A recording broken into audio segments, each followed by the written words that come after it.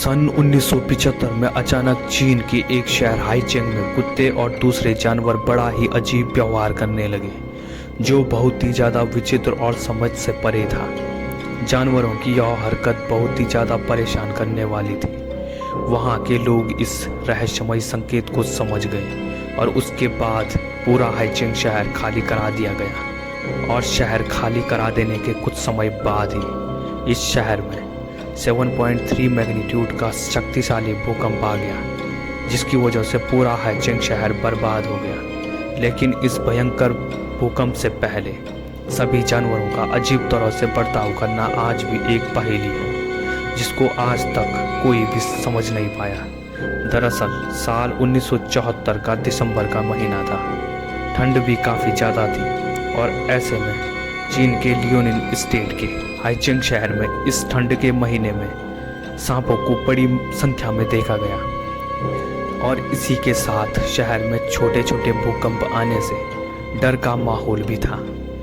इसके साथ ही दिन बीतने लगे और 1975 आते आते ही शहर के बहुत से जानवरों के व्यवहार में एकदम से बदलाव आने लगे। ये जानवर अजीब हरकतें करने लगे, मानो कुछ ही पल में कुछ भयानक घटने वाला है। समय बीतने के साथ ही भूकंपों की तीव्रता भी बढ़ रही थी। जानवरों के असामान्य व्यवहार और छोटे बड़े भूकंपों को देखने के बाद 4 फरवरी 1975 को भूकंप की चेतावनी जारी कर दी गई और इसके बाद करीब 90,000 लोगों को सुरक्षित स्थान पर पहुंचाया गया। और चेतावनी जारी करने के ठीक 5.5 घंटे बाद हाईचेंग शहर को 7.3 मैग्नीट्यूड वाले पावरफुल भूकंप ने खंडहर में बदल दिया। इस भूकंप से 10,000 लोगों की जानें फिर भी चली गई थी। लेकिन अगर भूकंप आने से पहले जानवरों की असामान्य हरकतों वाले संकेत को नज़रअंदाज कर दिया जाता है तो मरने वाले लोगों की संख्या 10,000 तक सीमित न होकर लाखों में होती। लेकिन भूकंप का यह सिलसिला अभी खत्म नहीं हुआ था।